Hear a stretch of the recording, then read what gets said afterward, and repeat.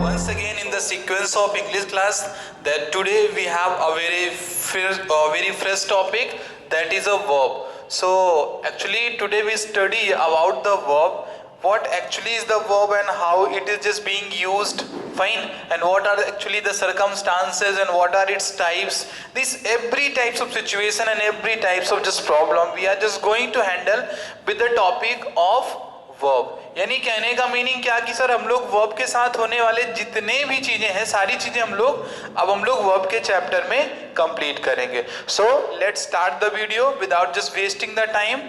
So very first thing is that what actually the verb is. पहली बात तो ये आती है कि वर्ब है क्या आपका.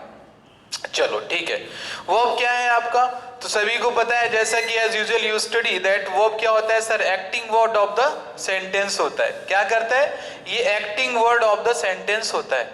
फाइन, यानी कहने का मीनिंग क्या कि सब्जेक्ट के द्वारा जो भी काम जिस किया जा रहा है वो आपका क्या कहलाता है, वर्ब कहलाता है. फाइन, और इसको वेरी जस्ट हम लोग यदि अपने वर्ड्स में इसको अंडरस्टैंड करें तो सर जैसे कि मैं एग्जांपल यदि लेता हूं कि सर कोई भी नाउन है, फॉर एग्जांपल यदि कोई भी नाउन है तो कुछ ना कुछ तो वो काम करेगा ही करेगा.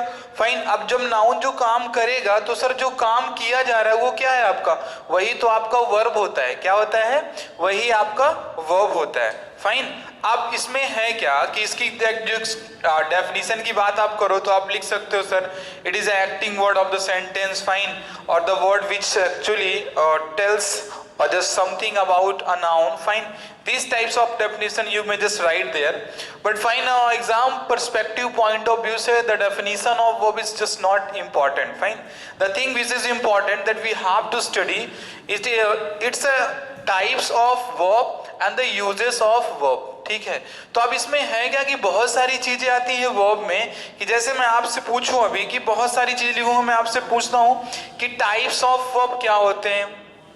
चलो टाइप्स ऑफ वर्ब क्या होते हैं, तो कोई बोलेगा सर एक सर हमारा होता है हेल्पिंग वर्ब होता है और दूसरा होता है हमारा मेन वर्ब होता है. फाइन, तो मैं आपको सारी चीजें क्लियर करता चलूंगा कि ये मेन वर्ब टाइप का जो ये मैंने लिख दिया ना, ये मेन वर्ब जिस चीज को आप इसको पढ़ रहे हो, सो देखिए ये मेन वर्ब टाइप का कोई भी वर्ड एक्चुअली इंग्लिश में जब ग्रामर में आप उसको पढ़ते हो तो वर्ब के टॉपिक में कोई ऐसा एक हेडिंग नहीं दिया गया सर कि ये मेन वर्ब में आपका ये सेंस आपका वहां पे सेट होगा.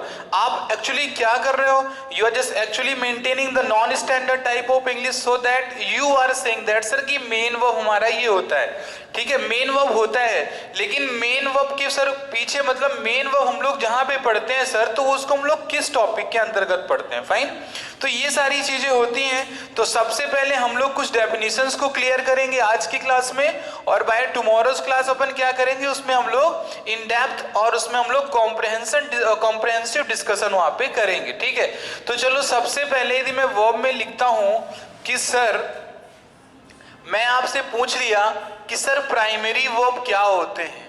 Sir what is primary verb, sir what is modal verbs, sir what is helping verbs, sorry what is model and what is primary and what is lexical verb, फिर आपका semi models. ठीक है, तो जैसे इस type के सभी जो वर्ड्स आपके सामने आ रहे हैं तो इनको यदि मैं पूछूं आपसे कि प्राइमरी वर्ब्स क्या होते हैं, मॉडल्स क्या होते हैं, लेक्सिकल क्या होते हैं और सेमी मॉडल्स क्या होते हैं, तो अब इसमें क्या बताना है अपने को. तो देखो प्राइमरी वर्ब कहने का मीनिंग क्या है कि प्राइमरी वर्ब का मीनिंग क्लियर है कि सर प्राइमरी वर्ब हमारे कौन से होते हैं सर, जो हमारा ये टू डू होता है एंड टू हैव होता है और टू बी होता है. तो जो अपनी तीन चीजें बन रही हैं क्या, टू डू, टू हैव और टू बी, ये आएंगे हमारे प्राइमरी वर्ब में आते हैं. मॉडल्स तो आपको पता ही होगा, can, could, may, might, must, would, should, ये आपके मॉडल्स में होते हैं. ठीक है, कौन कौन से, ये हो गया कैन हो गया, कुड हो गया, मे हो गया, माइट हो गया, वुड हो गया एंड शुड हो गया, विल हो गया एंड शैल हो गया. तो ये सभी क्या होते हैं आपके मॉडल्स होते हैं. लेक्सिकल में क्या होते हैं sir, where there we just deal with the first form of the verb and second form of the verb.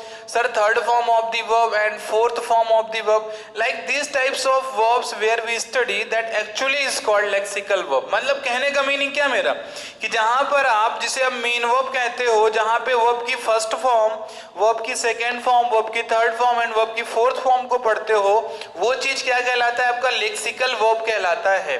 Semi modals क्या होते हैं सर? सेमी मॉडल्स को भी मैं क्लियर करना चाहूंगा आपको। सेमी मॉडल्स आप इनको देख सकते हैं, एक होता है और टू होता है, OUGHT, और टू एक होता है यूज्ड टू होता है। तो जो इस टाइप वाली हमारी वर्ब होती हैं वो क्या कही जाती हैं? सेमी मॉडल्स कही जाती हैं। अब देखो what actually the meaning was of today's class, it was very clear that कि मैं आपको इन सारी चीजों को बहुत क्लियरली बता देना चाहता था। हम लोग कहते हैं क्या है कि sir helping verb, helping verb, helping verb, helping verb. तो देखो ऐसा तो नहीं सर ये भी हेल्पिंग वर्ब है, ये भी हेल्पिंग वर्ब है, ये भी हेल्पिंग वर्ब है, ये भी हेल्पिंग वर्ब है। क्यों? आप क्या समझ रहे हो कि हेल्पिंग वर्ब का मीनिंग क्या होता है? चलो now just tell me that what is the meaning of helping verb. आपके माइंड में सेट है सर हेल्पिंग वर्ब मतलब is, am, are, was, were, has, have, had, ठीक है, विल, शैल, आपने बता दिया, आपका काम खत्म हो गया। देखो हेल्पिंग वर्ब का आप इसको एक ह्यूमन नेचर के अकॉर्डिंग इसका मीनिंग आप अंडरस्टैंड करो तो आप इसको प्रॉपरली इस चीज को अंडरस्टूड कर पाओगे। क्लियर है सर? हेल्पिंग वर्ब सर यानी कहने का मतलब हेल्पिंग वर्ब, ऑक्सिलरी वर्ब, एक प्रकार से क्या सर सहायक क्रिया, या तो सर जो हेल्प करता है वर्ब को सर वो क्या कहलाता है? हेल्पिंग वर्ब कहलाता है। Like this type of, fine. लेकिन अपन कर क्या रहे सर? अपने को करना क्या है सर? ये जो मैंने बोला यहाँ पे ये प्राइमरी मॉडल और लेक्सिकल और सेमी मॉडल, इनको आपको जो ये टू डू मैंने लिखाया ना, टू हैव लिखाया, टू बी लिखाया, क्योंकि आप जब वर्ब पढ़ोगे तो वहां पे आप डायरेक्टली स्ट्रेट आप नहीं पाओगे इज, एम, आर, वाज, वर, आप इसी फॉर्म में पाओगे, प्राइमरी के फॉर्म में पाओगे। यानी प्राइमरी हेल्पिंग वर्ब जिसे आप बोल रहे हो सर हेल्पिंग वर्ब, तो इसे आप क्या बोल दिया करो? PHV बोल दिया करो। That means P stands for primary and H stands for helping and V stands for verb, fine. And like that जिसको आप लोग नहीं बोलते हो कि कुछ बच्चे तो बोलते हैं सर MAV होता है, और फिर कोई बोलता है सर हेल्पिंग वर्ब या तो AV होता है, ऑक्सिलरी वर्ब होता है। तो जब भैया इसके पास तीन वर्ड आपके तीन लेटर दिए गए हैं तो why do not helping verb has, helping verb के पास क्यों नहीं? तो हमने उसको भी बना दिया PHV, उसको भी आप बोल सकते हो या PAV बोल सकते हो, फाइन, जो भी कहना हो। क्योंकि देखो ऑक्सिलरी और हेल्पिंग का दोनों का मीनिंग सेम होता है, टू हेल्प समवन, मतलब किसी की सहायता करना सर, सहायता होता है। और या तो सहायक या तो सहायता आप बता सकते हो किसको? जो आपके ये होते हैं हेल्पिंग हो गया और ऑक्सिलरी हो गया, फाइन। इन सारी चीजों को आप देख लो, इसको समझते चलो वहां पे, क्योंकि मैं चीजों को बहुत क्लियर कर देना चाहता हूं। देखो स्टूडेंट तभी आपको प्रॉब्लम जाता है जब आपके पास क्या होता है सर वर्ड्स का एक्चुअली नॉलेज नहीं होता है। तो चलो पहले तो हमने इसको देखा कि primary modal, lexical, semi modals क्या होते हैं, fine. Now in the second step that we have, अब हमारे पास कुछ चीजें और हैं डेफिनेशन के तौर पे जिसे हम क्लियर करना चाहेंगे, फाइन। लाइक दैट मैं आपसे बोलता हूँ कि सर ट्रांजिटिव वर्ब्स क्या होते हैं, इनट्रांजिटिव क्या होते हैं, सर फाइनाइट क्या होते हैं, और हमारे नॉन फाइनाइट्स क्या होते हैं, फाइन, उनको भी देख लेते हैं सर हमारे। अब देखो कि सर ट्रांजिटिव वर्ब्स क्या होते हैं, what is actually the transitive verb. पढ़ लिए हो आप लोग, अब पढ़ लिए हो आप, नहीं हो इन आप ऑफलाइन क्लास में। If you actually be in offline class, definitely I ask question to you what is transitive and what is intransitive, and what I supposed to get the answer from your side. The answer is just completely going to be that sir कि transitive के बाद sir object is required and intransitive के बाद sir object नहीं लगता, यहाँ पे लगता है object और सर यहाँ पे object नहीं लगता। तो अभी मैं आपसे पूछता हूँ फॉर एग्जाम्पल, तो कहते हैं sir example let me check it out, fine sir इसे हमें चेक कर लेने दीजिए, इसके बाद एग्जाम्पल हम आपको बता देते हैं। चलो अच्छी बात है।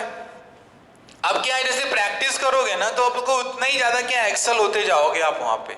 तो प्रैक्टिस वर्ब में जितना हो सके उतनी प्रैक्टिस करना। मैंने बोल दिया कि मैक्सिमम अपने पास 8 to 9 क्लासेस ऑफ वर्ब होंगी, इतना क्लियर करना आप सभी। अब ये देखो ऑब्जेक्ट रिक्वायर होता है ट्रांजिटिव में, इन ट्रांजिटिव में not required of an object. चलो ठीक है, ऑब्जेक्ट रिक्वायर्ड हुआ, यानी कहने का मीनिंग क्या कि सर देखो कोई it is not a type of verb, मैं आपको क्लियर कर देना चाहता हूं, these two words are not the specific type of verb. ये कोई वर्ब के टाइप नहीं है सर जो वर्ब होती है सर वो या तो ट्रांजिटिवली यूज की जाती है, क्या की जाती है, या तो सर ट्रांजिटिवली यूज करोगे या उसका क्या करोगे, इंट्रांजिटिवली यूज करोगे। फाइन, इंट्रांजिटिवली आप यूज करोगे सर। अभी इंट्रांजिटिवली ट्रांजिटिव बहुत ही क्लियर है कि जहां पर आपको ऑब्जेक्ट लगाना पड़ता है एक वर्ब के कंप्लीट मीनिंग को अंडरस्टैंड कराने के लिए, there we just call out to that verb, sir transitive verb कहलाता है अपना। वो क्या कहलाता है, ट्रांजिटिव वर्ब कहा जाता है जहां पर वर्ब के बाद एक ऑब्जेक्ट की जरूरत पड़ती है। अच्छा, और भी मैं क्लियर कर देना चाहता हूं, you do not have to just worried that कि sir actually you are just completing the class in a very rapid manner. Actually this is the class of the today is completely based on the introductory or the introduction of the verb। मतलब verb के बारे में एक introduction और एक introductory class of verb है। इसके बाद हम लोग जब चलेंगे तो डे वाइज डे किसी एक टाइप की वर्ब को लेके चलेंगे, उसमें एक कॉम्प्रहेंसिव डिस्कशन अपन करेंगे। समझ में आया ना? तो आज कुछ नहीं, लेकिन हाँ ये सभी वर्ब्स का आपको मीनिंग क्लियर रखना है आपके अपने माइंड में, ठीक है। चलिए, ट्रांजिटिव क्या हुआ कि सर एक वर्ब के बाद जब एक ऑब्जेक्ट को अपन लगाते हैं, और मेरा कहने का मतलब क्या कि जैसे मैंने बोल दिया ईट, मैंने बोला आई ईट, तो भैया मैं खाता हूं। क्या खाता हूं? कुछ तो बताओगे ना, पत्थर खाते हो आप, ठीक है, मांस खाते हो, खाना खाते हो, क्या खाते हो आप? तो लाइक दिस, जैसे ये ईट हुआ तो ईट के बाद आपको कुछ ना कुछ तो यूज करना पड़ेगा, तभी तो इसका मीनिंग कंप्लीट जाएगा। लेकिन वहीं पे मैंने बोल दिया LAUGH लाफ, तो लाफ के बाद कौन सा ऑब्जेक्ट आप लगाओगे? तो जो लाफ हुआ तो इसका यूज होता है इंट्रांजिटिवली होता है और इसका ट्रांजिटिवली यूज होता है। चलो ठीक है, नेक्स्ट हम लोग आते हैं सर, अब हमारे पास सर फनाइट्स आते हैं और नॉन फनाइट्स आते हैं। सर फनाइट्स और नॉन फनाइट्स क्या कहलाते हैं? चलो मैं भी बता देता हूं आपको फनाइट्स और नॉन फनाइट्स क्या होते हैं, ठीक है। तो फनाइट और नॉन फनाइट क्या होते हैं, इनको क्लियर करना आप। बेसिकली यदि हम लोग देखें ना तो वर्ब के actually they just come in the category of verb और द टाइप्स ऑफ वर्ब। आप देखो मैंने लिखा यहाँ पे फनाइट वर्ब क्या होता है सर, फिर मैंने दूसरा लिख दिया यहाँ पे सर नॉन फनाइट क्या होता है। चलो ठीक है भैया, इसको भी कर लेते हैं वहां पे। अब ऐसी वर्ब्स को अब आप लगोगे पढ़ने, बैठ के बुक पलटाओ, याद करो, कुछ भी करो, लेकिन एग्जाम्पल में जब आए यानी क्वेश्चन जब आए तो आप वहां पर कोई पूछेगा नहीं आपसे what is finite and what is non finite, nobody will ask to you, this is my guarantee to you. ये मेरी गारंटी कि एग्जाम में नहीं पूछेगा कि फनाइट किसे कहते हैं। बच्चों write down the answer. Fine, अब देखो फाइनाइट क्या होता है, ये बहुत क्लियरली देखना सर। जब सब्जेक्ट के अकॉर्डिंग यानी जब सब्जेक्ट का प्रभाव वर्ब पर पड़ता है, बहुत टफ लैंग्वेज लिख दिया हूं मैं, सब्जेक्ट का प्रभाव जब वर्ब पे पड़े। अब सब्जेक्ट का प्रभाव वर्ब पे पड़े, सर ने इसको लिख दिया है but student is not able to understand. नहीं तो लिखेंगे तो ऐसे ही भैया, फॉर्मल लैंग्वेज लिखनी है अपने को। सब्जेक्ट का प्रभाव जो होता है वर्ब पे जब नहीं पड़ता है, जब वर्ब पर ना पड़े, ठीक है। चलो ये लो मैंने कर दिया, समझ गए होगे आप सभी कि सर सब्जेक्ट का प्रभाव वर्ब पे पड़ेगा। सर क्या बोल रहे हो, सर क्या नहीं बोल रहे हो, वी कुडंट अंडरस्टैंड। यानी मेरा कहने का मीनिंग क्या है कि सर सब्जेक्ट का प्रभाव मतलब सब्जेक्ट आपको पता है sir, either subject can be singular और subject can be plural. Fine, या तो सब्जेक्ट सिंगुलर हो सकता है या सब्जेक्ट क्या हो सकता है, प्लूरल हो सकता है। Sir same here also it is, sir subject can be of singular और sir can be of plural. Fine, sir subject singular और प्लूरल हो सकता है, लेकिन सर प्रभाव यानी कहने का मतलब क्या कि सर ऐसी सभी वर्ब्स आपकी फनाइट वर्ब्स कही जाती हैं जहां पर क्या होता है सर, सब्जेक्ट का प्रभाव वर्ब पे पड़ता है। यानी सब्जेक्ट सिंगुलर तो वर्ब भी सिंगुलर। जैसे यदि मैंने लिखा ही गोज, तो कोई पूछे बताओ फाइनाइट है कि non finite, sir finite verb है हमारी ये। क्यों? क्योंकि सर जैसे अपन यहाँ पे आई लिखेंगे तो यहाँ पे ये गो हो जाएगा। तो देखो सब्जेक्ट का प्रभाव पड़ा वर्ब के कि नहीं पड़ा? सर सब्जेक्ट सिंगुलर तो ये हो गया, सब्जेक्ट प्लूरल तो देख लो आप ये हो गया। देखो गो और गोज यहाँ पे मैंने लिखा ना, तो देखो इन चीजों को देखते जाओ सर कि जब सब्जेक्ट का प्रभाव वर्ब पे पड़ता है तो वहां पर क्या होता है? फाइनाइट होता है। सब्जेक्ट का प्रभाव वर्ब पे नहीं पड़ता है तो वहां पे हमारा क्या होता है? नॉन फाइनाइट होता है। सर इसी सीक्वेंस में क्या आते हैं सर? नॉन फाइनाइट्स भी हमारे 3 होते हैं। कौन कौन से? सर एक होता है सीरेंड होता है, दूसरा होता है अपना पार्टिसिपल होता है, और सर तीसरा अपना कौन सा होता है सर? इन्फिनिटिव होता है। कौन सा होता है? इन्फिनिटिव होता है।